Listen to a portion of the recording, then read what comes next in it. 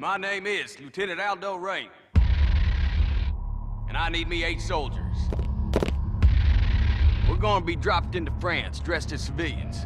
We're gonna be doing one thing only.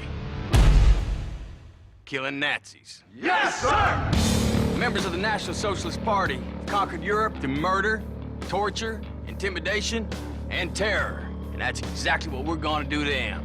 We will be cruel to the German. And through our cruelty, they will know who we are. They will find the evidence of our cruelty in the disemboweled, dismembered, and disfigured bodies of their brothers we leave behind us. And the German will not be able to help themselves from imagining the cruelty their brothers endured at our hands, and our boot heels, and the edge of our knives. And the German will be sickened by us. And the German will talk about us. And the German will fear us. Nazi ain't got no humanity. And they need to be destroyed. Each and every man under my command owes me 100 Nazi scalps. And I want my scalps.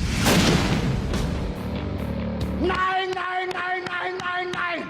Sound good? Yes, sir!